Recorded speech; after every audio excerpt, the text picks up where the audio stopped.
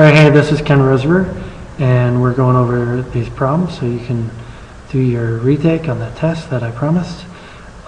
This one is use the function y equals negative 3x squared plus 12x minus 8 to complete the following, completing the square algebraically to change the function to standard form. So basically they want you to change this thing here into something that looks like that. And we discussed a couple different ways to do that. In the interest of time, I'm only going to remind you of one way. I'm not going to actually complete the square. I'm going to remind you that in this form of the equation here, a down here is equivalent to the leading coefficient here. So I already know that a is negative 3. H down here is equal to negative b over 2a. So all I have to do is pull the 12 out, which is b, right? Negative 12 over 2 times a. A was negative 3. And that gives me negative 12 over negative 6, which is 2. So h is 2. And finally, we have this last term here, which is k. I showed you a formula that I figured out for k. And we said k is equal to, what, c minus ah squared, I believe it was. And so all I need to do here is grab c. C is, let's see, what is c? It's negative 8.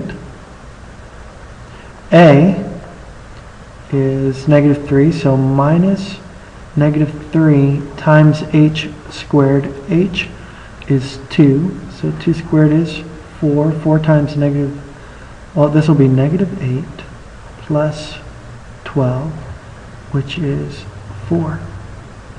Now hopefully that is correct, because I just recorded it. Alright, so we have ax minus h squared plus k, and we've avoided completing the square by figuring out that a is negative 3, x is, or h is 2, and k is 4. A good way to check that, just to make sure that you're right, is plug in a value at the beginning and see if you get the same value at the end.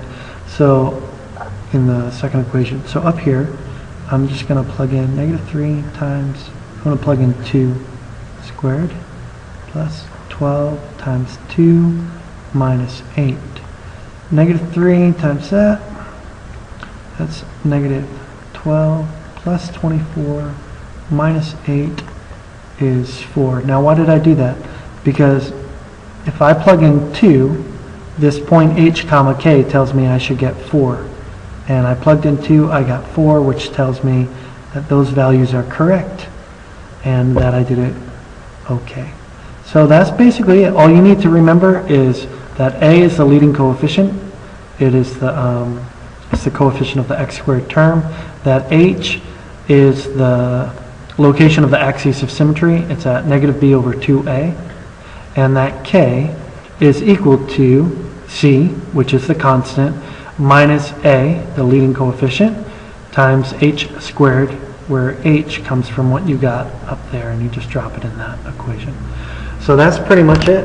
And that is how you do it without having to complete the square the long way. And I said I would accept that.